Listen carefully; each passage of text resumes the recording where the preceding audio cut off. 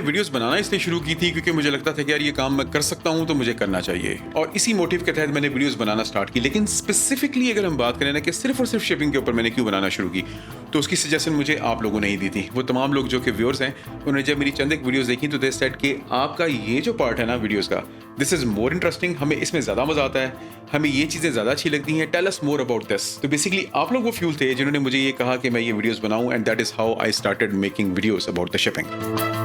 मेरे ख्याल में मैं हर जगह पे गया हूँ, चंद एक ही कंट्रीज या टेरिटरीज ऐसी होंगी जहाँ पे मैं नहीं गया, वरना बाकी Australia, New Zealand, Japan, Korea, Indonesia, Malaysia, China, यहाँ से लेके और अमेरिका तक अल्लाह का शुक्र है ऑलमोस्ट हर कोस्ट पे ही गया हूँ। वेल्स के बारे में लोगों ने वीडियोस देखी और लोग समझते हैं कि यार वो बहुत बड़ी चीज़ें हैं, डेफिनेटली दे आर, लेकिन अगर आप उनको जहाज़ों के मुकाबले में कंपेयर करें तो they are only this much in comparison to a vessel. जहाज़ तकरीबन 950-1000 फुट के जहाज़ होते हैं, वेल बेचारी 40-50 फुट की होती है, तो जहाज़ के सामने तो कुछ भी नहीं होती। तो लोगों का अक्सर ये सवाल होता है कि अगर वो जहाज़ से आगे टकरा जाए तो क्या होता है, तो यार वो मर जाती है, जहाज़ को तो कुछ भी नहीं होता।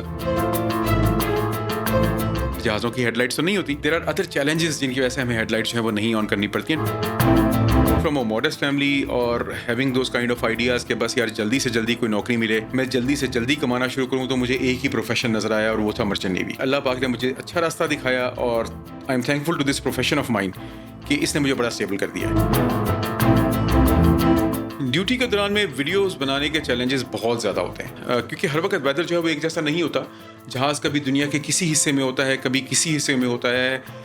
इसका मतलब ये है कि जब आप बाहर जाएंगे वीडियोस बनाने, तो not every न्यूक and corner of the vessel is protected. सबसे पहले तो आपने ये देखना है ना कि आप किस जगह पर एक्चुअल में वीडियो बना सकते हैं। अगर वहाँ पे हवा तेज़ होगी, वहाँ पे विंड ड्रिफ्ट बहुत ज़्यादा आ रहा होगा, तो आपका कैमरा और माइक तो वैसे उड़ जाएंगे। उसके बाद सेकेंडली ऑब्वियसली जहाज़ के ऊपर बहुत सारी ऐसी जगह होती हैं, being on an oil tanker vessel, कि जहाँ पे आप अपनी वीडियोस नहीं बना सकते। Those places are not safe for video making because आपका कैमरा और आपका माइक्रोफोन इंट्रिंसिकली सेफ नहीं होते। आग लगने का अंदेशा होता है, there can be explosion also.